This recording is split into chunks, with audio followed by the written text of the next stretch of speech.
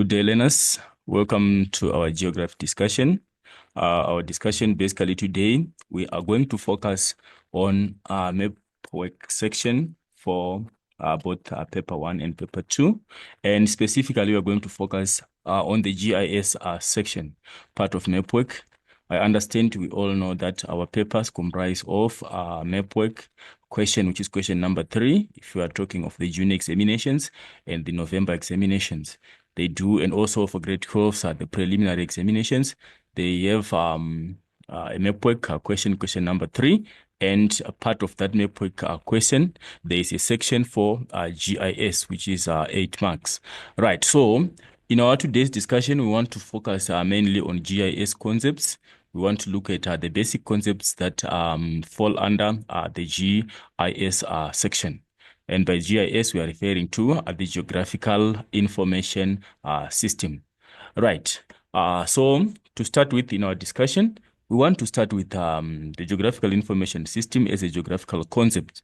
What is it about? We want to look at what is Geographical Information System. Right. According to the simple definition that we have here, it is saying GIS is a collection of computer hardware. That's number 1. We have computer hardware. And on top of hardware, we have software. And we have data. And we have people. And lastly, processes. So we are saying it's a collection of those computer components of hardware, software, data, and we also have people and processes that are designed. What is the purpose? What are they designed for? Though that collection, what is it for? It's designed to capture, to store, to update, manipulate, analyze, and display spatially referenced data. So you can see it's a very broad definition. It's a broad definition that comprises with a number of aspects that need to be further elaborated on to make them simple and to make them more understandable. So we have talked about a collection of hardware, software, data, people, and processes. Those are what we refer to as the components of GIS. We refer to all these as the components of GIS.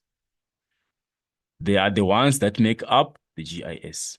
And what is it used for? We are now looking for the purpose for GIS in geography.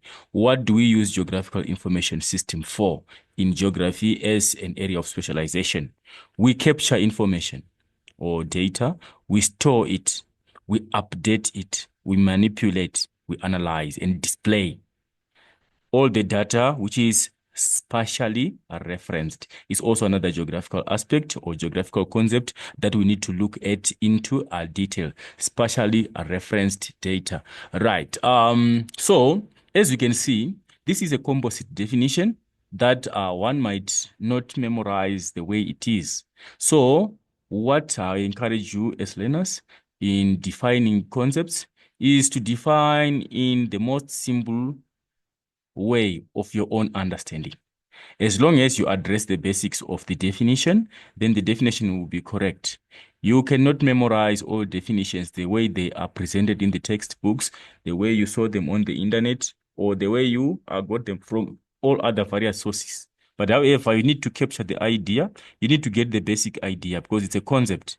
You need to have the idea and present the idea in your own understanding. Right. So basically, when we are trying to sum up this definition, we are mainly referring to the application of computer systems in the study of geography. We are applying the computer system or the world of computers into the study of geography. That is basically the idea behind the GIS or the Geographical Information System. We are applying modern computer technology towards the study of geography. We capture geographical information. We have to store it for future use. We have to update it whenever there are some changes which are happening. We have to manipulate it to suit the different needs of people. We have to analyze it, make informed judgment from the information that we have. And we have to display it for purposes of study So we are saying we are incorporating the computer technology system into the study of geography. And the computer system is made up of different aspects. It's made up of different components. Like the hardware, we're looking at the physical equipment that we use in this computer system. The software, the data, the people who are there to capture information, to process it, to store it, people who are there to use it at the end.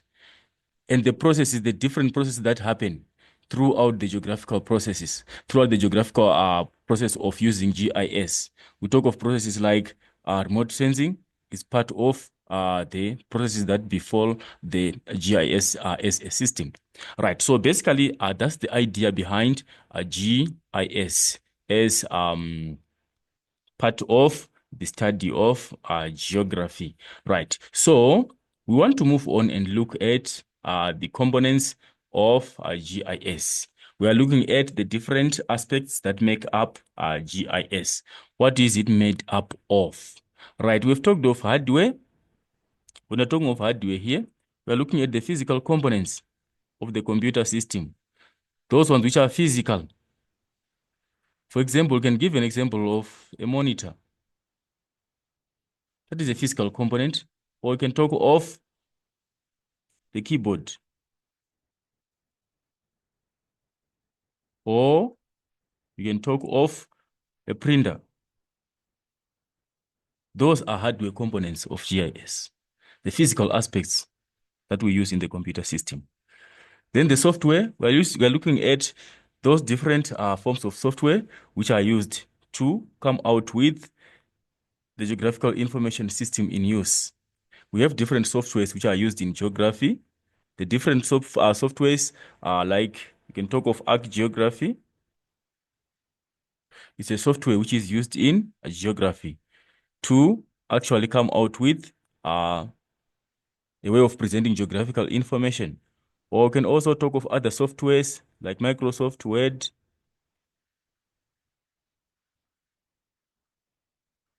You can talk of PowerPoint. All those forms of softwares which are used actually to store the information or to present the information when we're displaying it. And then we are going to look at the data. When we're looking at data, we're looking at this is form of information which is not yet processed. So it's unprocessed information that has been captured that need to be put into the system and to be processed now into more useful information. We collect data from the field, we collect from surveys, we collect using different methods or from other maps. We collect such information, it's unprocessed. Then we have to process it to make it more useful. So we have the data as part of the components. Then people, or we can call them personnel. These are the different categories of people that are involved in the GIS process. For example, those who capture data, the data capturers. There are people in the GIS system, the people who capture the data from the different sources. They capture the data and put it into storage into the GIS system. We can talk of people who are responsible for the manipulation of information. We can talk of different groups of people in the GIS process until we get to the end users.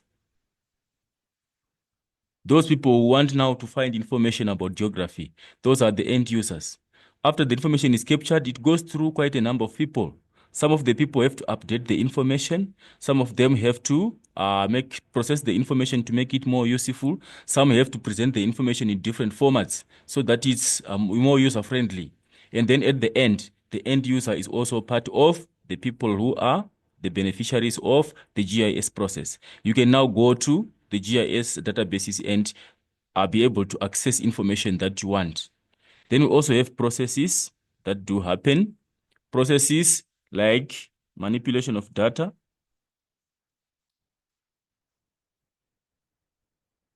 We can talk of processes like standardization. Processes like sharing of data. Those are the different processes that happen throughout the GIS process. So basically, these are the components of GIS. The basics of GIS is made up of hardware, according to our definition. It has also had software, it has data, it has people and or the personnel. Then it also has the processes. Right. That's basically the components of GIS as part of our study in geography. Right. With the components, that is basically the components of GIS as we have discussed in those five components. We tend to move on and look at what follows from the components of GIS. So basically, you can see we are simplifying on the major components which we enlisted in the definition of the GIS. We are now trying to elaborate on what each and every component is about, what it does in the system of GIS, and what it is basically as a component of GIS. So here we have some summary of the components of GIS. It has the data, which is indicated there by those different layers of information. These different layers, they present the data that we can put in a GIS system. Then we have the hardware components. I think you can see those ones are physical, like the monitor that you can see there. Maybe also have some printers. We might also have all those physical components of the GIS. Then we have software, the software in the form of those applications that we use in storing information and displaying it. Then we have the people who are responsible for managing the GIS process and also storing information, manipulating it until it gets to capturing information, storing it until we get to the final users of GIS.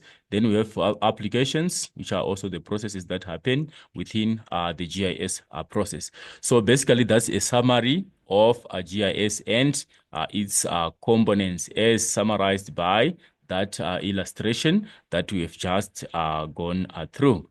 Right, let's move on. We move on to the functional elements of GIS. Remember, they were also part of the definition. The definition gave us the components and also the functions of GIS. The functions, we are saying, what do we use the GIS for in geography? What do we use geographical information system for? Why is it necessary? What's its rationale in geography? What do we use it for? Right, so we are saying in this dimension, the functional elements of GIS. Right, number one is capture. Right, we're talking of capturing of information. We're talking of capturing of geographical information. Right, that's the first one, of capturing information.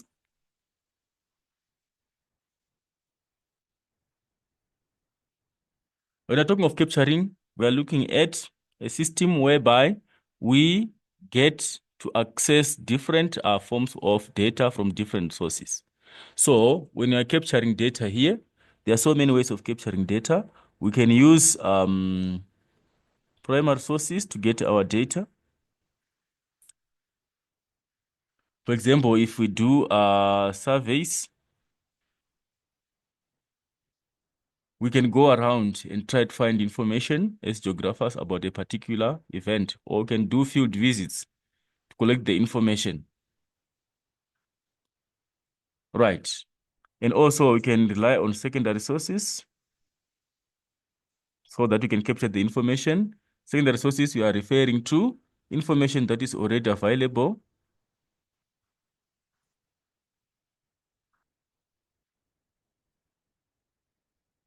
The information is already there.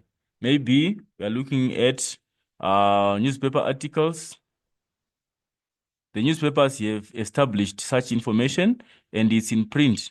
We can also access it and capture it in the GIS system. So we can talk of newspaper articles, or we can refer back to maybe census information. We know the government does the population census, which is also equally important in the study of demography in geography. We can refer to that census presentations and also be able to capture the information for use in geography. So basically, that's how we can capture the information, right? That is capturing. Then we have storage of information, right? The information is stored in the GIS. And we are going to look at how the information is stored. We store information in different formats. So we are storing the information so that we can access it for future use. And also we store the information for comparison and update purposes. Right, you have stored the information for this current year. Maybe it's information about rainfall statistics. We have captured it and stored it in the system. And then maybe next year we capture again the same information about the rainfall pattern. And then it means after 5 years, we can now be able to draw trends in the changes in rainfall patterns. We can make comparisons from season to season, given that we would have captured the information. So such information, we store it in the system and we'll be able to access it in future. We'll be able to make references in future of the past, and we'll also be able to make comparisons of the current information against information from the past. So, and also we'll be able to make forecasts through storing the information. Through reading analysis, through statistical analysis, we can be able now to forecast the future predictions of the same of the trend in the same geographical phenomenon, because we'll be having quite a series of information from the past to the present, so we can actually be in a position to predict the future. Right, then we also talked of the GIS being used for updating information. We can use it for update of information. Right, updates. Right, information stored in the GIS system might need to be updated. We might need to change it to suit the present.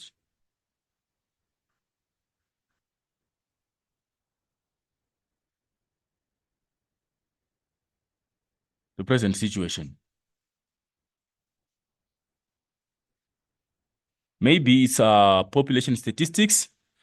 Our population statistics, maybe for the previous census, we are having it stored in the system, maybe saying the total population is standing at 116 million, according to the past year census. And then in the current year census, we tend to find that the population has changed. Maybe it has gone up to 210 million. We cannot keep relying on this information here because it's now out of date. It is now out of date and no longer applicable, which means we need to go to the system and update the system to the current nature of population. It has now changed from 116, now it's a 210. Then we need to update the information to make sure that it's suiting the current trend, is suiting the current geographical trend, which is prevalent in the real world situation. Right, that is with updating of information. Then we can also look at manipulation. Information can be manipulated. When we're talking of manipulation of information,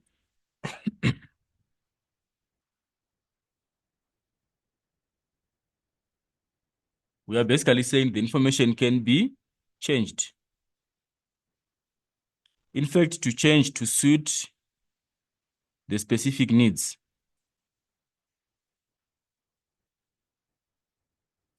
of the user. Maybe you're saying the information is presented in the form of maybe a table format. We are having maybe information presented in a table format. Maybe it's about population of different provinces. Maybe it's Gauteng. Then it has males, it has females, it has children, then it has total. Right, like that. Then we have our statistics there. It's province, then it's Gauteng. Maybe males, we are having maybe 900,000. And females, maybe 1 million. And children, maybe 600,000. Then we get our total. This is information in a table format. We can also manipulate this information to change it to another way of presentation. We can present this information using maybe a bar graph.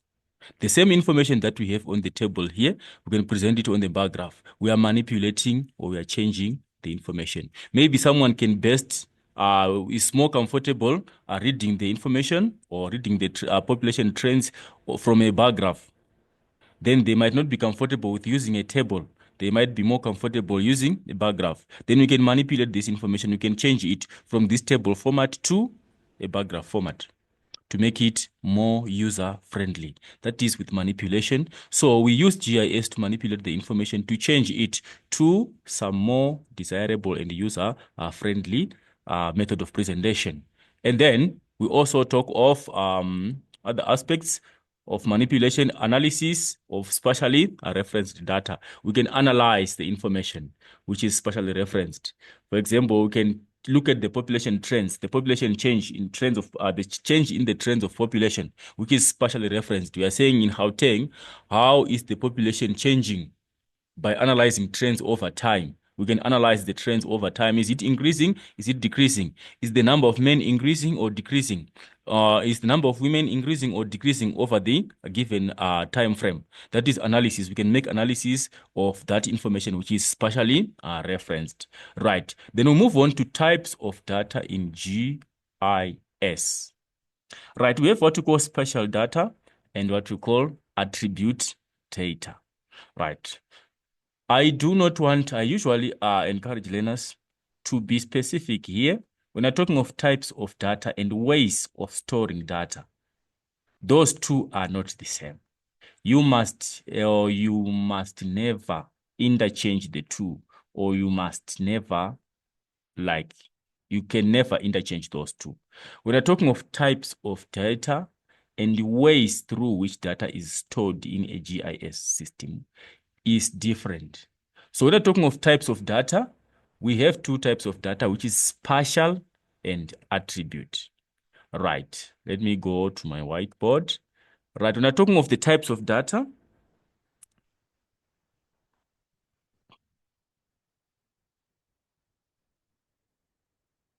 in GIS, we have one, spatial data, and two, we have attribute. What is spatial data? This is data that talks about the location of a feature, the shape of a feature. Right. We are looking at the location of a feature. Location, when we're talking of location in geography, we are looking at the coordinate system. We are trying to analyze the location of a feature on the geographical space through the use of coordinates. Or in which shape does it fall? What kind of a shape is that object or that feature? That is spatial data, according to the two types of data that we have. It describes the location and the shape of geographical features. That is spatial data. Basically, location and shape. So any form of data which gives us the location of a feature, of a geographical feature, and which gives us its shape, it's spatial data. Then we move on to attribute. Attribute now, to make it simple, you can say it's descriptive.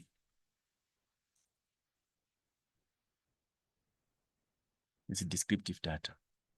Descriptive in what sense? It gives us the features or the characteristic of the feature. It tries to elaborate on the feature. It gives us the features of that particular geographical space or that particular geographical thing that we're discussing about.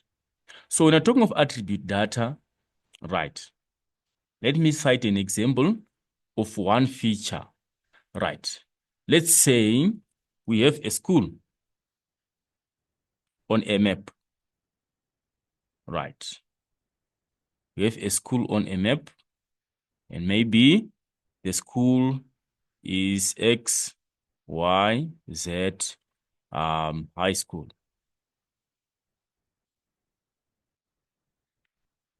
XYZ high school, when we are looking at it in terms of spatial data, we are looking at where is it located in terms of coordinate system. Maybe you can say its attribute, its spatial data maybe it's located at maybe 33 degrees, 12 minutes and 32 seconds to the south. And maybe it's located at again 18 degrees. This is longitude, maybe 45 minutes and maybe 52 seconds to the east.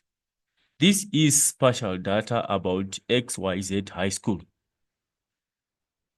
And also if you can describe its shape, maybe it's occupying a rectangular space. That's the shape of the school perimeters. That's its spatial data. We are looking at the shape of the school and we are looking at its location. That is spatial data. Then we go on to attributes of the same school. We are still referring to XYZ high school. Right. Attribute data for this school, we can start by its name. What is the name of the school? It's XYZ high school. This is descriptive data. What kind of a school is it? Is it a primary or a high school? It's a high school. We are describing it. How many learners are there? Maybe it is accommodating 1,200 learners. What nature of ownership is the school? Is it a public? Is it an SGB school? Is it a private school? Maybe it's a public school.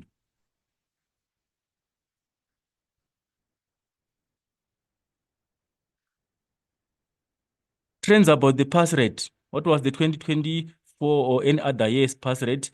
It had 100% pass rate in metric. You can see the difference here. Here we are describing the school. We are giving more details about the school. We are talking about the features of the school. This is now attribute data. It's no longer location or it's no longer the shape, but now we are giving the details about the school. So this is attribute. And this is spatial. Those are the two types of data that we have in GIS. Right, then we move on to the ways through which data is stored in a GIS system. Methods of storing data. Right, our data in the GIS system, now we're looking at data storage in GIS. Right. Data storage and presentation. Right, number one, data is presented as vector, is stored or presented as vector data, and two, as raster data. Those two. Do not confuse types of data and methods of storing or of presenting data in GIS. Right. Data is stored in the form of vector data. What you should remember is whenever you're talking of vector data, remember how information is presented on a topographic map, so that you don't forget. Remember a topographic map. The way through which features are portrayed on the topographic map is the raster format. And if you want not to forget the raster data, remember an orthophoto map. Right, we're going to look at that in detail. So we are saying in using vector format, the data is in the form of a tree. Some features are presented. Right, we're going to look at the tree and also going to look at the way of presentation of data here. Features are presented using the format of points. And features are also presented as lines. And features are presented as polygons or the area features. Right, that is with vector data. Then we go on to raster data. For example, the orthophoto map. All right, our information here is presented in pixels or in grids, the features. That is basically the summary of vector and raster data. Raster data is typically a topographic map. How features are portrayed on the topographic map is typical of raster of vector data. A topographic map, if, for example, we are presenting a road on a topographic map, the road is just marked by a line. Or if it's a river, it's just marked by a line. This can be a road, this can be a river, or a power line.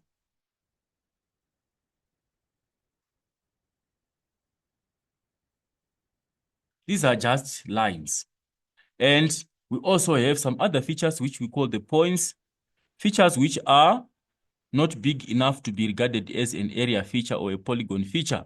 For example, a spot height, just like a dot, like this. Then maybe it's 1, 2, 4, 1.6. This is just a point representing a spot height.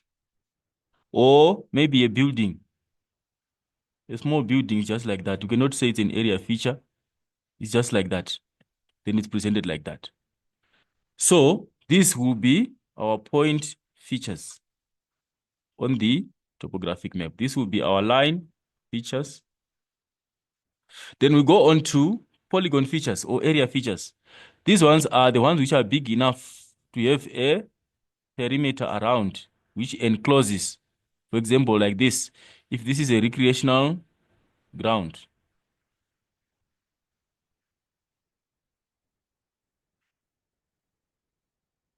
it's an area feature. It has completely enclosed boundaries.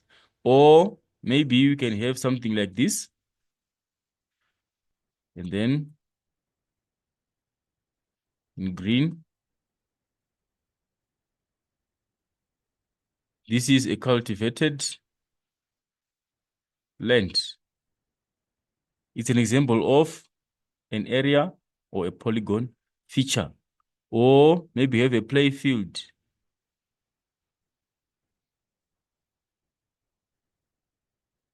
Play field. This is also an area feature. So on a topographic map, those features which are big enough and have got boundaries which are enclosed, they are the ones that we refer to as area features or polygon features.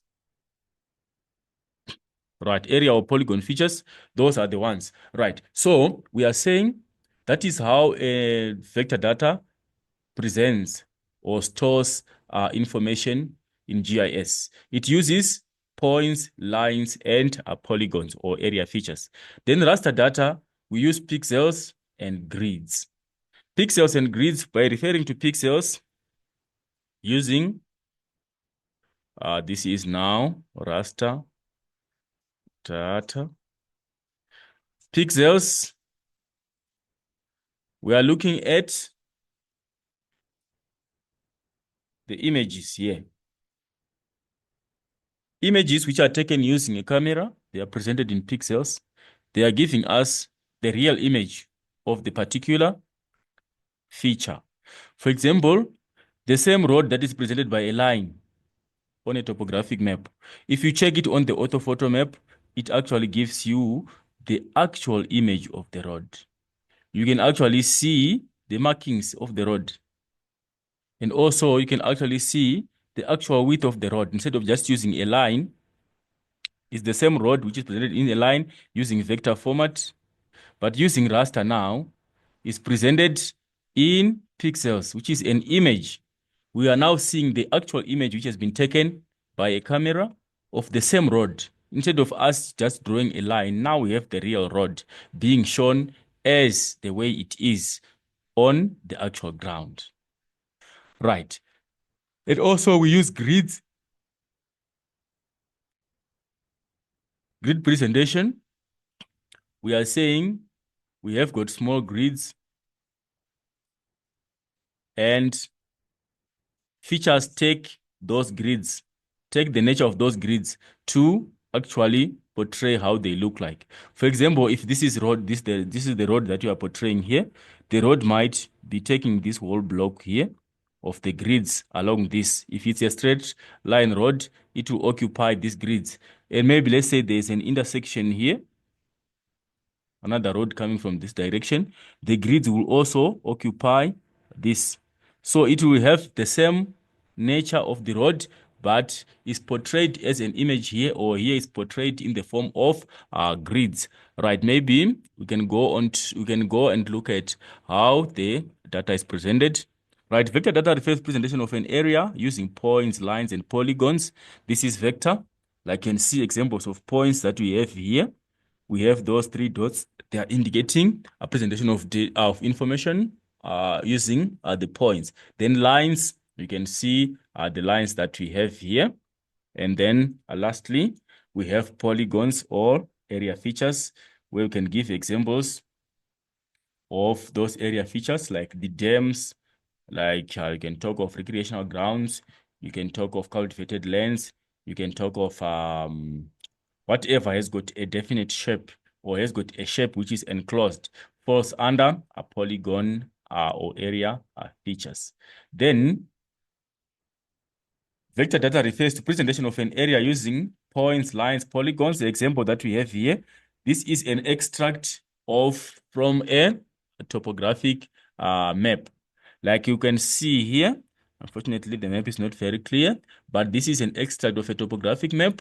Like what we've been talking about, if you want to figure out an area feature, you can actually see that there's cultivated land here, which is in the form of an area feature.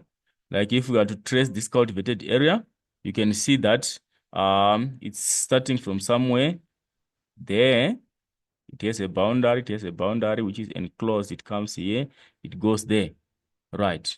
We go on with that. This whole area here is enclosed and it's cultivated land, which is in the form of a polygon. So it's a polygon feature presented on the topographic map. Or if you can check of this dam here, there's a dam wall here, and the dam goes like this. This gives us an area feature, that dam that you are seeing there. So the dam is also part of an area feature or a polygon, right? And then if we check some other features, like this road here is presented as a line. This is a line feature. This road is a line. It's a line feature that you are seeing there. Unfortunately, you cannot figure out a point feature, but we have some markings here. I think there must be a spot height, which will also contribute part of the point features on the topographic map. So the topographic map uses the raster format of storing data in GIS, like what we have witnessed there. Right, we move on to raster, like what we've been talking. We said raster, it uses grid cells or pixels. Right, the grid cells, you can see how they are looking like what you see those red markings there on that particular on those particular grid cells. That is the usage of grid cells to present the information using raster format. And also the pixels, we are using an example of an orthophoto map here. If you try to check there, you can see the roads are presented in images. You can see these roads here. They are just presented in images. The intersection here, the another road. We have another road going that direction. This one continues to the north east. This one goes this direction. All these roads, you can see they are presented in images. And also, if you check, we can actually see the trees that we are witnessing here, the form of vegetation in the area. We can see the nature of vegetation around the area. And also, if we try to check, you can also check and see the house roofs. They are visible, like this one here, this one also there. They are in the form of an image. So you can actually see those ones in the form of an image. So orthophoto, they portray or they present and store the features in the form of pixels and grid cells. That's the two ways of storing data in a GIS. Is vector data, which uses points, lines, and polygons, and raster data, which uses grid cells and pixels. Right, we move on to the different ways of presentation summarized there. Raster, view, and happy spatial entities, and vector view of the world. So we can see the differences there of raster presentation, and then the actual feature, and then the vector way of presentation of the different features. What you should mind here is on the raster column, we are using grid cells, and these are the actual objects. And here, using vector, we are using lines and polygons and area features. Right. Then we are going to processes in GIS. Right. Processes when working with GIS, we have data input. We are inputting data into the GIS system. And then we have data storage. After capturing, we put it into the system, and then we store it in the system. Then we can do data analysis, then output of information. After analysis of data, we can now output information which is more useful, which has been made to suit specific needs, and which is more understandable now, unlike raw data. Then we have data management. We're also going to look at how we manage our data. And then we have data application. Those are some of the processes that we have. Right. Then where do we get the information for GIS? For us to talk of the storage, the capturing, yes, and the storage, the manipulation, what. Where do we get such information? What are the sources of data for GIS? For us to say, we now have information to use or to store in the GIS system. How do we accumulate such information? Where do we get it from? Right, the first source is remote sensing. I think with remote sensing, you understand the meaning of remote sensing. This is actually the collection of information from a distance. We are capturing information from the Earth's surface without actually getting into physical contact with it. We use the different methods of remote sensing, like taking aerial photos or satellite images. That is remote sensing. Then we can also use survey data. Survey data, we actually do a survey, like on the roads, or census data. It's also part of survey data. People actually go and collect information. Right. Then measure data. We have data which is available from measuring instruments. Like, for example, rainfall. We have our weather stations where we have the rain gauges. They are responsible for collecting and measuring the amount of rainfall received in a particular area. It's measured data. Or we can talk of temperature from the same weather stations. We have the minimum and maximum temperature thermometers responsible for the measurement of temperature and also pressure. And also we can use secondary information, which is from other maps. Other maps can also provide such information. So basically that is how we can gather information that we will end up using in the GIS system. Right. Then the sources, again, we are clarifying the sources of information as primary or secondary data. The only difference there is primary is basic information, which is actually from the source as it is. We are having first-hand information from the source, that is primary. Then secondary, we are getting information already provided by other sources.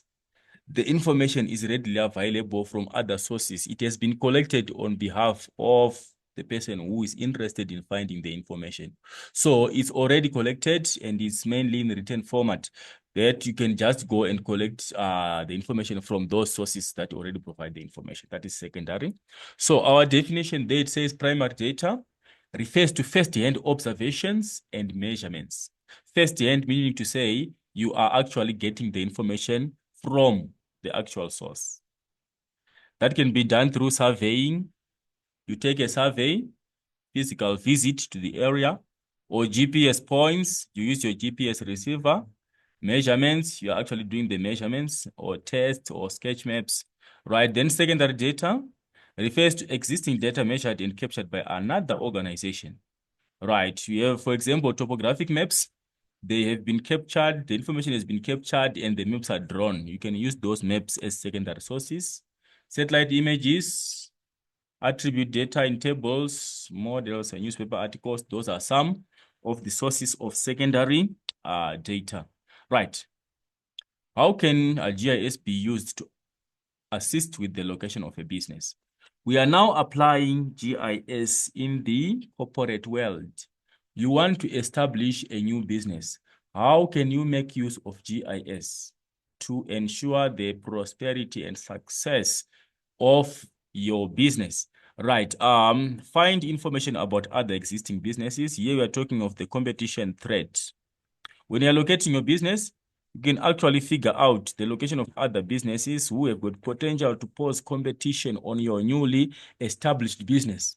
So it's critical that you check on information of other existing businesses in the area from the relevant data layers and be able to figure out the best place to locate your business away from threats. Then also find the total population in order to analyze the potential market. Yes, your potential market is fed by the size of the population and also the level of income of the people. So you also have to look at the total population of the area. You cannot locate your business which requires support of many customers in an area that is sparsely populated. Maybe you need a minimum number of people to support your business. Maybe it's a minimum of 100 people. Then you go and locate in an area which is very sparsely populated, where you cannot even get half the number of people. It means you have failed to locate your business where there is a threshold population to support your business, and ultimately, a potential of failure of such businesses will be high. Then find financial statistics that show growth. You can also analyze and try to identify information on the financial positions and also the level of income of the potential customers in the area. Then also determine the income, like what I've said, of people in order to establish whether business will be feasible. Determine demand for the business. Yes, the demand comes in two dimensions, either determined by the level of income or determined by the size of the population, and also partly by the needs of the people in the area. You should be able to figure out the best that the people will want to buy from your business. Then work out routes for deliveries. Yes, you can also figure out the route network, the road network, or the rail network in the area if it's necessary, so that you can figure out your deliveries for the business in the area, and also find ideal location for the business, an area which is more suitable for location of a business. And then lastly, determine crime hotspots in the area. Remember, criminal activities are to the detriment of the success of the business. So you also need to identify areas which are prone to high crime risks and try to locate away from such areas. Right, so basically you can see we can apply GIS as a technique, and we can apply it to come out with informed decisions for different purposes like location of a business based on those arguments that we have been highlighting. Right, then we go to remote sensing. We've talked about remote sensing a little bit earlier on. Remote sensing is the observation of the Earth from a distance through satellites, aeroplanes, or drones. Right, that is the modern technology that we use to actually find information on the Earth's surface.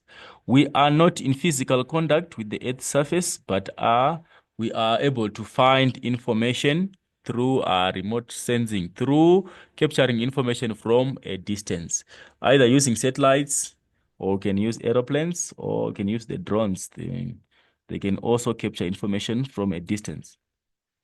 Then remote sensing is used to study landscapes, ecosystems, hydrology, atmosphere, climate change, human development, and the impact of humans on the environment. All those aspects are able to be captured by remote sensing. We can be able to capture the ecosystems and the balance of nature. We can be able to capture hydrology, the effect of human activities on river management and wetland management, and also can look at the atmosphere, climate change, human development. All those aspects can be captured using remote sensing technology. Then we have two types of remote sensing, which is passive remote sensing. When something is passive, we are saying it's not active. So sensors that measure reflected sunlight emitted from the sun, we rely on the amount of reflectivity that is sent back to the atmosphere from the energy that comes from the sun. That is passive. The sensors are not actually active. They are not actually collecting the information on their own, but they are relying on reflected energy from the sun. Reflected energy as the sun shortwave rays hit the Earth's surface and also some other different objects, they tend to reflect back the energy, and that the sensors now, they use that energy to actually get information. That is basically how passive remote sensing works. Like you can see here, the sun's rays, they are going to a particular object on the Earth's surface. This one is coming to this building. This one is also coming to the clouds, and the clouds will reflect back energy, and the buildings will reflect back energy, and also the trees will reflect back energy, such that there is emission here. This emission is the one that is going to be used by the remote sensors to actually collect the information. Right. Then active sensors, these are sensors that send light to their targets. These ones, they don't rely on the sun, but actually they send their own energy. And then the energy is reflected back, and they are able to collect information from the energy which is reflected back. It's their energy that they send, and then they measure the reflected energy which is sent back to them. That is why we are saying they are active. Active in the sense that they don't rely on the sun's energy, but rather they send their own energy and also measure the reflected effect back to them. Right. What are the advantages of using remote sensing in geography? Why is it beneficial that we adopt remote sensing as a way of collecting geographical data instead of us visiting the places physically? Right, data can be collected for inaccessible areas. There are some areas which are not easily accessible. Talk of the jungle areas where it's even risky, it's even life-threatening to visit such places. Some areas are of very rugged terrain. We cannot easily access those areas. So through remote sensing, we can just use the drone system to capture the information. We can just capture information using satellite images. That becomes easier to access information of those areas which are not easily accessible. Then also large areas can be captured as images, like we can talk of satellite images. The satellite images can capture information across the whole globe, which makes life easier. Capturing such information using the normal ways of capturing information, that will take us very long in geography. But using satellite images, you can now be able to access whichever part of the world through accessing the satellite imagery system. Then they can be delivered quickly. I think that is also another advantage. We can access them as quick as is possible. You can access any area of your choice. If you want satellite images of any place across the world, right away you can get it. It can be delivered to you as quick as is possible. You can access those areas as quick as is possible. Right, then we also have their consistent images over time. Yes, these images over time, like the satellite images, they are updated time and time. Whenever there's a change, you can actually see the change being updated on the satellite images. They can be updated time to time and give us the current prevailing geographical information. Right, active sensors can be used during the night or cloudy days. Right, we are talking of the active sensors. They can send their energy, and this energy can be reflected back, and they can be able to collect the information. Meaning to say, instead of us relying on the weather conditions, we can still use them when it's a cloudy day, unlike the passive system whereby we have to rely on the sun. So the active sensors can be used during the night. They can send their energy, and the energy is reflected back, and you can actually collect the information even at night, which makes it convenient in geography. Instead of us waiting for the day, we can still collect the information during the night. We can still collect the information on cloudy days, which makes it more convenient, right? Those are some of the advantages of a remote sensing. Then there is typical example of satellite images, which are taken using the remote sensing system. We have an image of flooding. You can see this is showing us a flooded area, and it's covering a very wide area which has been affected by floods. which is more convenient in geography. You can be able to figure out or ascertain the damages that have been caused. Damage to human settlement, damage to infrastructure, damage to human life, damage to the environment. We can figure it out using those images by what we are seeing there. Right. And also satellite image of deep sleuth. I think you can see a satellite image are showing a deep sleuth, which is predominantly an informal settlement. We can see there and we can be able to assess aspects like the need for housing, assess and estimate the size of population that can be inhabitants of that informal settlements. You can also ascertain the damage on the environment. We can also try to ascertain the social implications of the informal settlements. Right. That is the benefit of using such imagery. And lastly, we have an image of a tropical cyclone. Right. We can also be able to figure out the strength of the tropical cyclone in terms of the developmental stage of the tropical cyclone from that particular image that we have. And also we can be able to figure out the area or the hemisphere in which the tropical cyclone is affecting by analyzing the circulation trend of the weather system. Right. So basically, these are the images that we are talking about, which is part of the usage of remote sensing in geography to be able to capture information across the geographical spectrum using a modern technology without getting into contact with the actual ground. Then we have some other concepts. We have a database. A database is a collection of data organized for use in computers. It's a collection of data which is organized for use. So a database, we can access a database and be able to get specific information of geographical use that you might be interested in. Then we move on to data layering, or what we call thematic.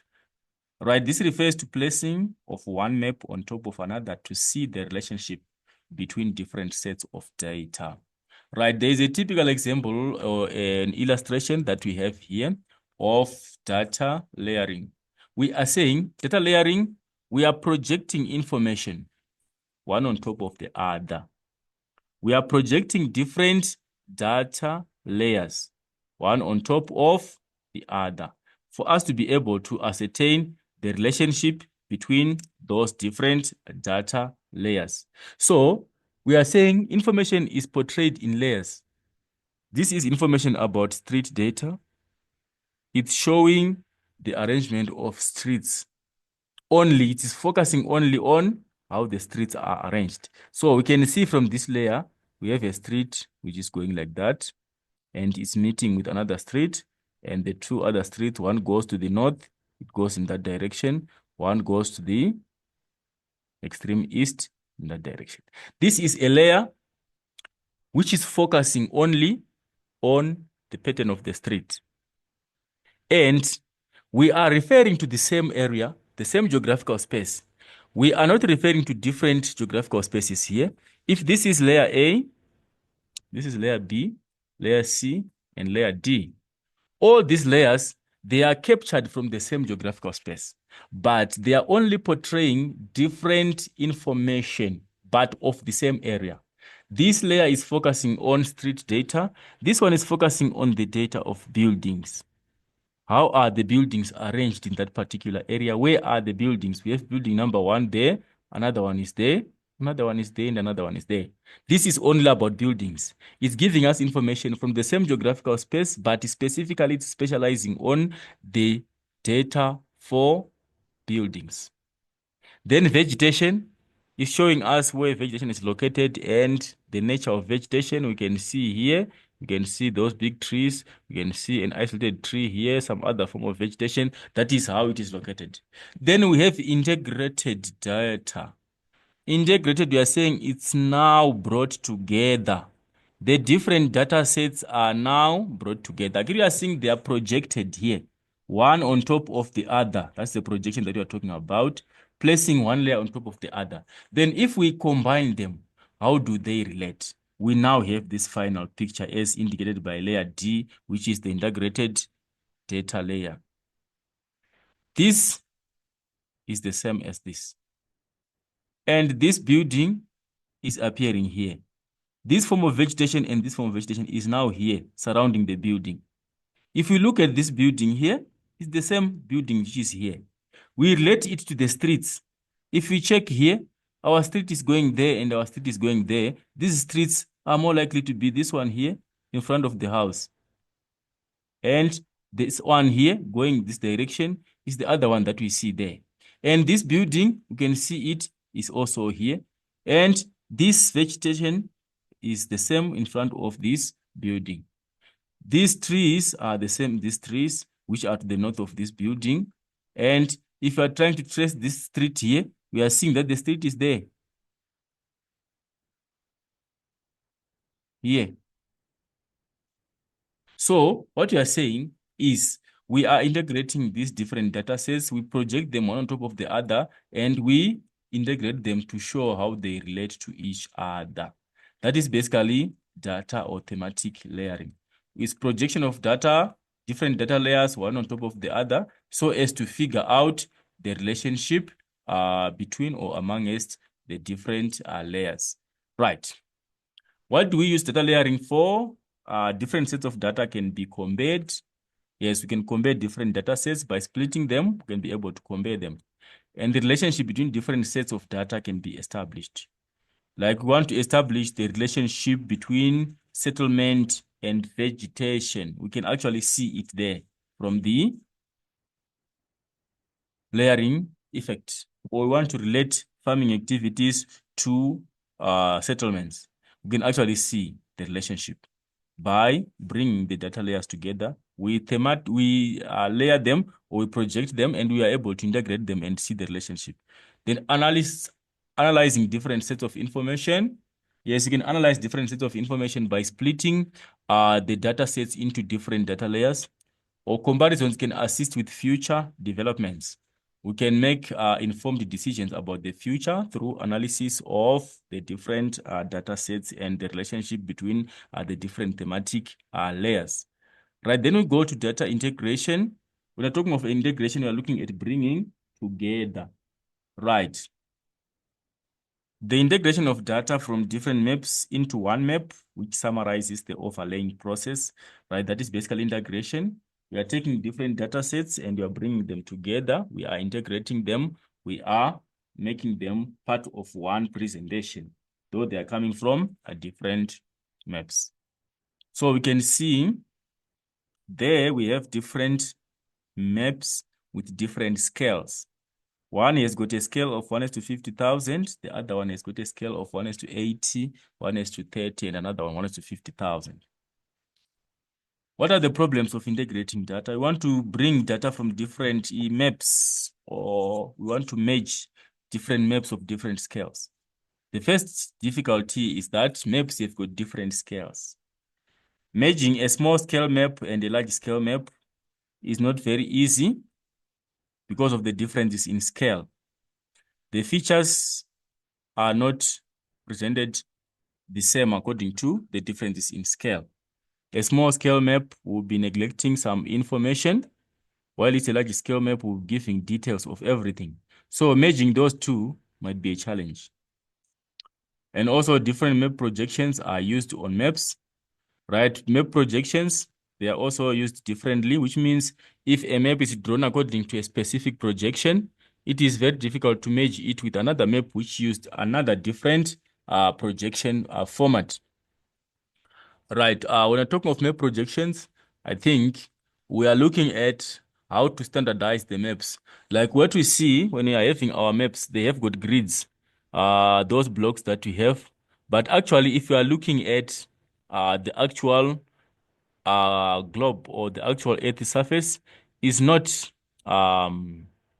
flat, such that we might not have straight lines of longitude and also having straight lines of latitude to give us regular blocks. It might imply that the blocks might not be regular. But however, because of projection, we tend to standardize them and make them regular so that we are able to study whatever we want to study. So there are different formats of projections which are used when maps are being drawn, which will imply that if a map has used another different projection, that might not actually tally with another different map using the other different form of projection. So it's a difficulty. Then different georeferenced maps are used, right? We also talk of geographical referencing of maps. If there are different georeferenced maps, that will also pose a challenge for one to actually integrate information from those different sets of maps. Then what is the importance to the geographer for integrating data? A summary of integrated data is produced, which makes it easier to analyze data. Unlike comparing different data sets from different maps, if they are integrated together, we can now be able to easily analyze the data. We are now easily able to interpret the relationships between the different geographical aspects. We are now able to show and see the relationship and make an analysis of the relationship based on the combined features, which are now presented on one map. Then this is a summary of how GIS can be used in different aspects of economic activities, like in agriculture, in crime prevention, in traffic congestion, in finance, in mining, and also in personal use. So GIS is equally important, it's very important because it can assist in dealing with all those aspects of human life. Right, we move on to another geographical GIS concept. We talk of buffering. Buffering is one of the key elements again. We define buffering as a process of demarcating an area around a feature. Demarcation of an area around a feature. For example, when we're talking of buffering, let's say our feature here is a river, right? Let's say we have a river. To illustrate buffering, if you're having a river and we want to buffer the river, maybe this is a major river, right? We don't want human activities to interfere with the river here, right? We don't want settlements to encroach close to the river. We do not want, again, farming activities to get close to the river, for they can influence the quality of water and cause different environmental harm on the river there. So when we're talking of buffering, we can put a boundary along the river. Maybe we can put a physical boundary, we can put a fence along the river. Maybe after some designated meters, we put a fence. This is to avoid interference of human activities on the river. We have to let the river flourish naturally without influence of human activities, because if humans can access the river, they can end up doing illegal dumping into the river, polluting the water, harming the ecosystem. Or we can also have people doing farming as close to the river, causing siltation of the river and the ultimate resultant problems like eutrophication of the river. Right. Or we can plant trees along the river so as to mark the boundary. We can plant trees along the river so as to mark the boundary between the influence of human activities and the river. It's like that people, whenever they come across this row of trees here, it signifies a boundary for human activities and the river, which will imply that human activities must not interfere into the river. That is some form of buffering that we are talking about. We are putting a demarcation or a boundary along a feature. Right. We move on to, that one is just an example, data manipulation. When we're talking of data manipulation, we're saying when data is processed and converted into useful information. For example, correcting distortions and sharpening definitions. We are manipulating data. Maybe we are having images which are not clear, which people are interested in, which they want to actually see and have some geographical understanding of what was happening. We can sharpen those images. That is manipulating. We are actually changing the information to make it more user-friendly, or to correct if there are some distortions. If there are some distortions there, we correct them. That is manipulation. Right. Then why is it necessary to manipulate data? To correct distortions, to sharpen definitions, to ensure color consistency, to correct latitude and longitude registrations, makes data more manageable. I think manipulation is very important whenever you collect data, before you are able to make informed decisions, you should first of all check on the information. If there are any forms of distortions, you must change them so that the information becomes accurate and consistent. That is manipulation. You are changing the information to make it more useful in some sort. You are correcting distortions whenever there is something which is not according to the desired quality. Right. Then statistical analysis is also another concept in GIS. It refers to the interpreting the various forms of statistics in relation to a query. A query, we are saying we have a question. So if we have a question, for us to get the answer, we have to do statistical analysis. We are interpreting the various forms of statistics in relation to a query. For example, here, recorded crime rates in selected South African urban police areas as of 2000. We want to figure out, our query is which province has got the highest crime incidences or crime rates. That is our query. So we have to go to the statistics and do a statistical analysis. Let's go to the statistics that are available and let's be able to compare the different areas and check the crime rates which were recorded in a particular time period so that we are able to get an answer to our query. So analysis, we are just using statistics available to make a comparison, and we are able now to come out with the answer to our question. Like, for example, we are looking at maybe different towns and cities in South Africa. We have a question: which city in South Africa is most prone to crime activities? We can check here. Durban has got 6.115. Port Elizabeth has got 8.361. West Metropolitan has got 9.699. Pretoria, 10.412. Look at Joburg. Joburg with 18.362, which means our answer to the question should be Joburg if we're worried about statistics in terms of criminal activities. Which one has got the highest? Which town, which city has got the highest criminal activities? We can actually conclude through statistical analysis. We are analyzing the statistics available and be able to come out with an answer to our query. Right, that is statistical analysis. Then lastly, we look at data standardization and related aspects. When we are talking of data standardization, we are saying it means to make the data similar to other data sets, so allow data sharing. When we are standardizing data, for example, when we are looking at our topographic maps, on our topographic maps, we know that the blue color is used for water bodies. Either it's a dam, it's a lake, it's an ocean, it's a sea, it's a river, it's a stream, it's a borehole, it's a water tank, it's a reservoir. All those water bodies, they are using a standardized blue color.